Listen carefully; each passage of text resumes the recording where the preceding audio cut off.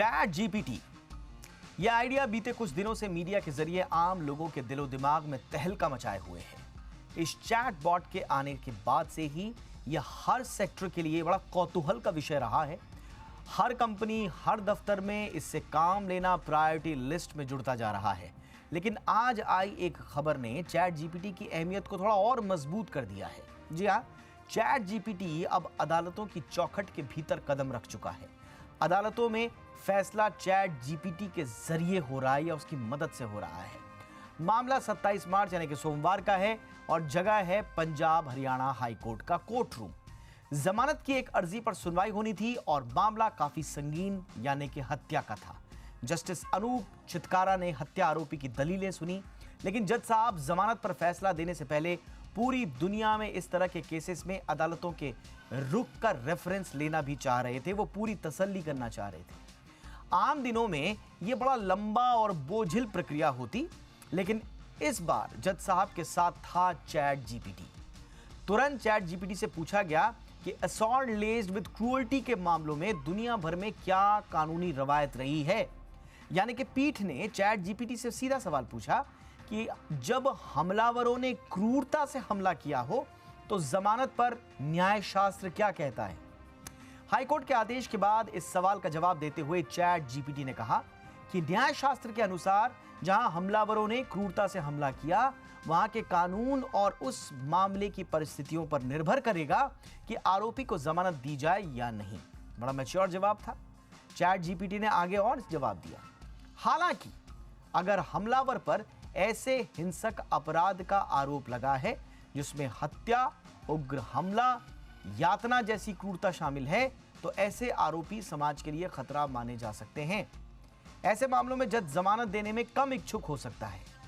एक जज इन बातों पर भी फैसला सुनाने से पहले विचार करेगा कि इस मामले में हमले की गंभीरता, आरोपी का आपराधिक इतिहास और उसके खिलाफ सबूत कितने मजबूत हैं। तो काफी बड़ा एक कॉम्प्रिहेंसिव जवाब दिया चैट जीपीटी ने और इससे सुनवाई करने में जज साहब को सहूलियत मिली। और इसीलिए जवाब सुनने के बाद जज साहब ने आरोपियों की जमानत की मांग को खारिज कर दिया। और इस तरह से अपने आप में यह ऐसा पहला फैसला बन गया जिसमें हाईकोर्ट ने आर्टिफिशियल इंटेलिजेंस से पूछे गए सवाल और उसके जवाबों का हवाला दिया हो। हालांकि जस्टिस चितकारा ने यह भी साफ किया कि चैट जीपीटी का कोई भी संदर्भ और अवलोकन न तो मामले की योग्यता पर किसी राय की अभिव्यक्ति है और न ही ट्रायल कोर्ट इन टिप्पणियों पर ध्यान देगा। यानी यह संदर्भ केवल जमानत पर दुनिया भर में मौजूद न्यायशास्त्र की व्यापक तस्वीर समझने के लिए इस्तेमाल हुआ, वो भी उन मामलों में जिनमें क्रूरता एक कारक है। वैसे आर्टिफिशियल इंटेलिजेंस लोगों के एक बड़े वर्ग का ध्यान अपनी ओर खींच रहा है। इसमें जटिलताओं को सुलझाने की अनंत संभावनाएं हैं। एआई और मशीन लर्निंग का किसी भी सिस्टम या उद्योग की दक्षता बढ़ाने पर काफी बड़ा प्रभाव पड़ता है। इस पर हम कई बार बातचीत कर भी चुके हैं और इंडस्ट्री इसे हाथों हाथ इसीलिए ले रही है। माना यही जा रहा है कि अगर सही ढंग से इसका उपयोग किया जाता है तो ये कई क्षेत्रों में पूरी की पूरे इकोसिस्टम को यानी कि पारिस्थितिकी तंत्र को ही बदल कर रख देगा। हालांकि इस तरह की तकनीक को लागू करने से पहले हर क्षेत्र के भीतर समस्याओं और चुनौतियों की पहचान करना बड़ा जरूरी है और खास तौर से अदालती कार्रवाई में तो संवेदनशीलता का खास ध्यान रखना होता है। इसमें आपको थोड़ा सा एग्जाम्पल देते हैं। यूएस आधारित स्टार्टअप डू नॉट पे ने हाल ही में दुनिया का पहला एआई टेक्नोलॉजी पर आधारित रोबोट वकील पेश किया। यह रोबोट ओवर स्पीडिंग से जुड़े मामलों में कानूनी सलाह देता रहा, लेकिन अब यह रोबोट खुद ही मुसीबत में फंस गया क्योंकि एआई लॉयर पर बिना लाइसेंस के लॉ प्रैक्टिस करने का आरोप है। अब एआई लॉयर को लाइसेंस देने की प्रक्रिया अभी तक बनी नहीं है, इसलिए वहां पर इस पर बाकायदा अमेरिका में केस भी दायर कर दिया गया। यानी कि टेक्नोलॉजी के साथ साथ चुनौतियां भी आती हैं और उससे जुड़ी हुई संवेदनशीलताएं भी हमेशा उसके सामने रहती हैं। लेकिन हमारे देश में एआई बहुत सारे काम सुलझा सकता है, खास तौर से अदालतों में पेंडिंग केसों के मसले। राष्ट्रीय न्यायिक डेटा ग्रिड यानी कि एनजेडीजी पर मौजूद ताजा जानकारी के मुताबिक देश भर में 4,27,88,025 मामले लंबित है। उसके ग्राफिक्स भी हम आपको दिखाएंगे। इनमें से 1,86,07,228 सिविल मामले हैं और 3,19,20,797 क्रिमिनल मामले लंबित हैं।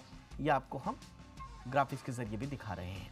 इतने सारे जो पेंडिंग पड़े हुए केसेस हैं, अगर इसमें एआई आ जाता है या चैट जीपीटी जैसा एक और कोई रिवोल्यूशनरी कोई अगर हमारे पास मददगार मिल जाता है, तो स्वाभाविक रूप से इनको हम निपटा सकते हैं एआई की मदद से। हालांकि एआई का जितना इस्तेमाल बढ़ेगा उतना ही पेंडिंग केसेस का बर्डन भी कम होगा। लेकिन ये भी आपको बता दें कि इस पर काम शुरू हो चुका है, ये आपकी जानकारी के लिए बता दें। भारतीय जुडिशरी में एआई का इस्तेमाल नया नहीं है, इससे जुड़े हुए 2 प्लेटफॉर्म्स पहले से ही काम कर रहे हैं। सरकार ने सुप्रीम कोर्ट विधिक अनुवाद सॉफ्टवेयर यानी कि सुवास SUVAS सुवास इसको कहा जाता है, इसको लॉन्च किया, जो जजमेंट्स को अंग्रेजी से दूसरी भारतीय भाषाओं में अनुवादित करता है। अब ट्रांसलेशन इतना तेज हो जाएगा तो स्वाभाविक रूप से जो मामलों को निपटारे की गति है वो भी तेज हो जाएगी। और दूसरा जो हमारे पास प्लेटफॉर्म है एआई का, वो है supreme court portal for assistance in courts efficiency यानी कि सुपेस, इसको क्या SUPACE। ये जजेस को लीगल रिसर्च करने में मदद करने के लिए लाया गया है। हालांकि इनके बारे में ज़्यादा जानकारी इसलिए नहीं मिलती है क्योंकि ये बड़ी ही संवेदनशील प्रणालियां हैं और इसमें जो पूरी न्यायिक व्यवस्था की संवेदनशीलता है वो इसमें जुड़ी हुई है, इसलिए इसमें बहुत ज़्यादा बाहर इसके बारे में ज़्यादा जानकारी नहीं आती, किस तरह के नियम हैं, क्या क्या इसमें होता है। लेकिन एआई इंडियन जुडिशरी में इंटैक्ट है। तो क्या इन दोनों व्यवस्थाओं के साथ अब चैट जीपीटी का आगमन भारतीय न्याय व्यवस्था को क्रांतिकारी परिवर्तन लाने जा रहा है? इस पर बातचीत करते हैं। हमारे साथ बहुत खास मेहमान इस वक्त जुड़ चुके हैं। प्रशांत माली साहब हमारे साथ जुड़ रहे हैं, जाने माने साइबर लॉ एक्सपर्ट हैं, और अमित दुबे हैं जो कि क्वांटम और एआई एक्सपर्ट हैं। प्रशांत जी स्वागत है, अमित जी आपका भी बहुत बहुत स्वागत है। डॉक्टर माली, सबसे पहले चर्चा की शुरुआत आपसे ही। ये जो हाईकोर्ट में चैट जीपीटी का इस्तेमाल हुआ, ये कितना क्रांतिकारी है और क्या कुछ बदल जाएगा सर इससे? देखिए, आज का जो यूसेज हुआ है उसे हम एक्चुअल यूसेज नहीं कह सकते क्योंकि उसकी प्रोडक्टिविटी लाई नहीं गई है और उसके ऊपर कोई जजमेंट ऑर्डर पास नहीं की गई है। लेकिन हाँ, जरूर शुरुआत जरूर है, और शुरुआत में हमें यह भी देखना चाहिए कि जो जज साहब का सवाल था वो जूरिस्प्रूडेंस, हमारे भारतीय जूरिस्प्रूडेंस के बारे में होता तो शायद उन्हें बेहतर आंसर मिलता, बेहतर केस लॉज के साथ आंसर मिलता। तो यहाँ 2 खामियां हैं कि जजेस ने क्या सवाल इन चैट जीपीटी या ओपन एआई के जो भी सॉफ्टवेयर आएंगे उनको पूछना चाहिए ताकि उनको राइट आंसर मिले। तो मुझे लगता है कि जुडिशरी की ये ट्रेनिंग हो जानी चाहिए कि क्या पूछे आप, तब आपको राइट आंसर मिले, संदर्भ बराबर होना चाहिए। दूसरी बात यह है कि ये जो चैट जीपीटी या कोई भी सॉफ्टवेयर है वो न्याय प्रक्रिया में आज तक का अपडेट होना चाहिए। मतलब अगर 1 महीने पहले या 1 हफ्ते पहले कोई केस लॉ आया है या कोई प्रेसिडेंट बना है तो उसको भी इस चैट जीपीटी ने फैक्टर करना चाहिए, तभी हम जस्टिस डिलीवर्ड बोल सकते हैं। हम defunct justice with the help of AI technology ये कभी नहीं कर सकते। तो अभी शुरुआत है, मुझे लगता है कि हमें पॉजिटिव रहना पड़ेगा, और मुझे लगता है कि इसका जो यूसेज है वो लोअर कोर्ट्स में या लोक अदालत में सबसे ज्यादा हो सकता है। लोक अदालत में एक सेट मायना होता है कि जज उसी सेट फॉर्मूले पे डिसीजन देता होता है। छोटे छोटे जो केसेस है वो सारा का सारा हम रोबोटिक्स इनेबल्ड आर्टिफिशियल इंटेलिजेंस वाले जो जजेस हो सकते हैं या जजेस को एड करने वाला कोई सॉफ्टवेयर हो सकता है, वो फटाफट डिसीजन दे सकता है। और उसमें हम यूसेज करके ये जो छोटे छोटे मामले जो पेंडेंसी रेट ज्यादा बता रहे हैं उसको निपटाने में जरूर मदद हो सकती है। एब्सोल्युटली सर, यानी कि जो जुडिशियल सिस्टम में कैपेसिटी बिल्डिंग है उस पे ये AI versus the rule of law का जो सिद्धांत है इसमें आगे बढ़ा जा सकता है। लेकिन अमित जी, अभी तो हम चैट जीपीटी पर बातचीत कर रहे थे, तो एक अगर इसके पॉजिटिव एस्पेक्ट्स पे बात होती तो फिर 4 इससे जुड़े हुए बड़े सवाल भी हैं। अभी इसके 10 तरह के चैलेंजेस भी हैं, और इसको ऐसे में जुडिशियल सिस्टम में जाना, जैसा कि मैं कह रहा हूं कि बड़ा संवेदनशील पूरा सिस्टम है, जल्दबाजी तो नहीं होगी सर जुडिशियल सिस्टम में? इसको देखभाल कर पूरी तरह से आश्वस्त होने के बाद लाया जाए, या फिर जिस तरह से समाज में आगे बढ़ रहा है उसी पेस के साथ जुडिशरी में भी ले आया जाए इसको? नहीं दीपक जी, मेरे ख्याल से असिस्टेंस की तरह यूज हो सकता है, बिल्कुल हो सकता है। क्योंकि अभी जैसा कि माली जी ने कहा कि डिसीजन नहीं लिया गया उसके बेस पर, कोई इम्पैक्ट नहीं है उसका, लेकिन हाँ एक असिस्टेंस होना बहुत जरूरी होता है। कई बार एक बड़ा पर्सपेक्टिव मिलता है। और कई जगह हो रहा है। यदि आप गौर से देखें तो अभी एक वेटनरी डॉक्टर ने डायग्नोज किया एक प्रॉब्लम, जिसमें एक डॉग के सिम्टम्स के बेस पे वो नहीं हेल्प डायग्नोज कर पा रहे थे और चैट जीपीटी ने हेल्प किया। तो ऐसे कई सारे एरियाज हैं जहां पर as an assistance I think ये राइट टाइम है, यूज होना चाहिए। कैपेसिटी और बढ़ जाएगी और ज्यादा काम आप कर पाएंगे। तो बिल्कुल है, ऐसा कोई दिक्कत नहीं उसमें, क्योंकि आप उसको वेरीफाई करने के, करेक्ट करने के लिए हो एज एन इंडिविजुअल। हम पूरी तरीके से एक ह्यूमन इन्वॉल्वमेंट रिप्लेस नहीं कर रहे हैं। तो मेरे ख्याल से असिस्टेंस की तरह ये राइट टाइम है, यूज होगा। लेकिन जैसा कि आपने सही कहा कि उसके नेगेटिव एस्पेक्ट्स भी हैं। जब ये पॉजिटिव न्यूज आती है तो उसके संग नेगेटिव न्यूज भी आती है कि चैट जीपीटी की एक वल्नरेबिलिटी ने लोगों के क्रेडिट कार्ड की डिटेल्स लीक कर दिए। करीब 1.2% लोगों के लीक हो गए। और एक कुछ ने चैट जीपीटी को ही हैक कर लिया और उसको फ्री करने के लिए एक तरीका निकाल दिया कि आप कैसे। तो इस तरह के भी केसेस हो रहे हैं। तो जाहिर सी बात है, नई टेक्नोलॉजी है, ट्रांजिशन फेज है, बहुत सारी चीजें ट्राई हो रही हैं चैट जीपीटी के थ्रू। लेकिन जहां से भी मुझे फीडबैक मिल रहा है बड़े एक्साइटिंग है। लोगों को काफी मदद मिल रही है। लोगों को छोटी छोटी चीजों के लिए, जैसे प्रेजेंटेशन बनाना है या कोई भी ऐसी इंफॉर्मेशन डिस्कस करनी है, तो उसमें चैट जीपीटी बहुत इफेक्टिव है। और ये सीधा फीडबैक आ रहा है कि उनकी लाइफ आसान। एब्सोल्युटली। और इसीलिए हमने आज देखा कि पंजाब हरियाणा हाई कोर्ट में जज साहब ने जब ये इसका पूरा अवधारणा लोगों के सामने रखी तो बाकायदा सफाई भी दी कि असिस्टेंट्स के लिए ही है और इसमें किसी तरह के बाकी दूसरे एंगेजमेंट्स को इसमें ना देखा जाए। डॉक्टर माली, जुडिशियल सिस्टम में कितना अभी एआई पर काम हो रहा है? थोड़ा सा हमने आज की अपने रिसर्च में थोड़ा सा तो रखा, जैसे मैंने कि सुपेस और सुवास का जो एग्जांपल दिया, सुवास का, लेकिन इंटरनेशनल लेवल पे भी यूनेस्को एक बाकायदा एक ऑनलाइन कोर्स चला रहा है, मूक जिसका नाम है the massive open online course on AI and the rule of law.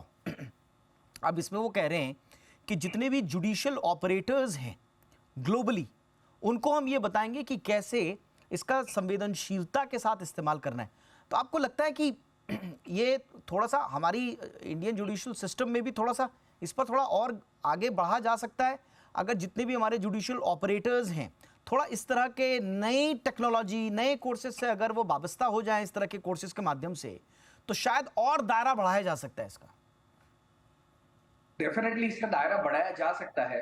हमें इंडियन सिस्टम के अनुसार अगर हम इसको एडजस्ट करके लेते हैं, इंडियन जो हमारा जुडिशरी है, बिकॉज बाहर के जो लॉज है वो कोडिफाइड लॉज नहीं है, इंडिया में सारा कुछ कोडिफाइड लॉज है। मतलब हर चीज लिखी गई है, बकायदा सेक्शन के साथ मेंशन्ड है। तो इसको इसके साथ कंप्लायंस करने के लिए उल्टा जो आर्टिफिशियल इंटेलिजेंस है वो आराम से हम इसको ला सकते हैं। बाहर तो प्रेसिडेंस पे चलता है, बाहर तो जज पे, जूरी पे चलता है, हमारा तो लिखित लॉ है और उस लिखित लॉ पे हम एआई को आराम से मैप कर सकते हैं। दिक्कत सिर्फ इतनी है कि हमारे यहाँ पे जो इंफ्रास्ट्रक्चर है उसको हमें पुख्ता करना पड़ेगा। हमारे यहाँ के जो जजेस और जुडिशरी है, जो नीचे की जो लोअर जुडिशरी है या जो थोड़ी सीनियर जुडिशरी है, उनको इसको यूज करने के प्रति ट्रेनिंग देना पड़ेगा और कब उसका मानना और कब उसका नहीं मानना। बिकॉज चैट जीपीटी भी हैक हो सकता है।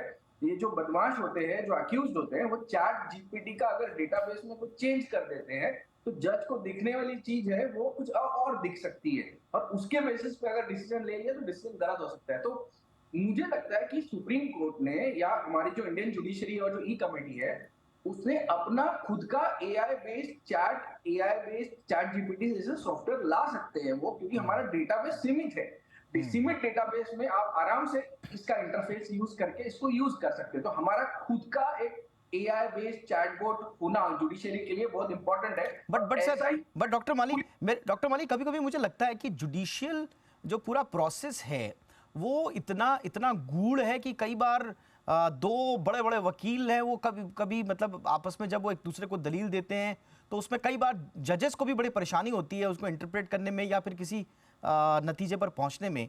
ऐसे में अगर ये लीगल एनालिटिक्स का अगर हमारे पास मॉडल आ जाए या एक तरह से प्रिडिक्टिव जस्टिस का हमारे पास एक सिद्धांत आ जाए, तो ऐसा तो नहीं है कि फिर थोड़ा और कॉम्प्लिकेटेड हो जाएगी चीजें? देखो, प्रेडिक्टिव जस्टिस अगर हमारे यहाँ आ जाता है, डेमोक्रेसी में खासकर आ जाता है, तो उसके हमेशा झगड़े तो होने ही है। पॉलिटिकल लोग झगड़ पड़ेंगे, डेमोक्रेसी है तो उसमें दो वकील झगड़ पड़ेंगे, काफी सारे झगड़े होंगे। अभी ये इवॉल्विंग सिनारियो है कि एआई को, बाहरी इंटेलिजेंस को आप जुडिशरी में, जो कि इंटेलिजेंस वाला ही एक प्रोफेशन रहा है, उसमें कैसे आप इंटीग्रेट करें, ये इंटीग्रेशन का मामला है। ये दो चीज है, अगर आप इसको इंटीग्रेट करके यूज करते हैं एग्जिस्टिंग जुडिशरी में तो उसकी सक्सेस रेशियो हाई हो जाएगी। अगर आप उसको साइलोस में यूज करते हो, अकेले ही एआई यूज करके हम जस्टिस देंगे करके, तो अभी भारतवर्ष उससे थोड़ा दूर है। हम एक्सपेरिमेंटल उसको यूज कर सकते हैं, और लीगल एनालिटिक्स के लिए तो डेफिनेटली यूज हो सकता है, आर्बिट्रेशन में डेफिनेटली ये यूज हो सकता है। तो सिविल मामलों के आर्बिट्रेशन जैसे चीजों में एआई का यूसेज मुझे लगता है तुरंत चालू हो जाना चाहिए। बिल्कुल, यानी कि बिल्कुल उसको बिल्कुल जज साहब के समकक्ष नहीं बिठाना है, अगर आसान भाषा में हम बोलें तो उनकी असिस्टेंस के लिए। और जो पेंडेंसी ऑफ द केसेस है हमारे देश में, जैसे कि हमने आपको आंकड़े भी बताए, और ये कम नहीं हो रहे हैं। फास्ट ट्रैक कोर्ट्स, ई अदालत, बहुत सारे कॉन्सेप्ट हम ले आए हैं, लेकिन उतना अभी मुकम्मल हमें उसके रिजल्ट्स मिल नहीं रहे हैं। तो ऐसे में एआई का इंटरवेंशन बहुत कुछ कर सकता है, लेकिन हाँ, उसके लिए काफ़ी कुछ तैयारी करनी पड़ेगी, क्योंकि जैसा मैंने कहा कि अगर कहीं से भी इसमें थोड़ा सा प्रेडिक्टिव जजमेंट का एक थोड़ा सा आभास भी हो गया तो एक ये बेसिक ह्यूमन राइट्स का इशू भी बन सकता है। लेकिन ये सारी कहानी फिर अमित जी आकर अटक जाती है आपके डिजिटल ट्रांसफॉर्मेशन का एक बड़ा हिस्सा बनते हुए।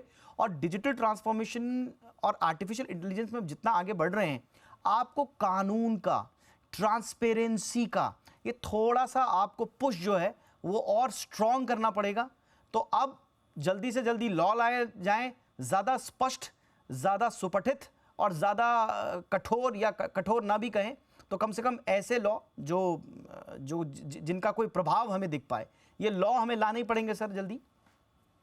बिल्कुल बिल्कुल, ये बहुत सही समय है और मेरे ख्याल से बहुत जल्दी लाना पड़ेगा लॉ, इससे पहले कि इसके साइड इफेक्ट्स हमें दिखने लगे।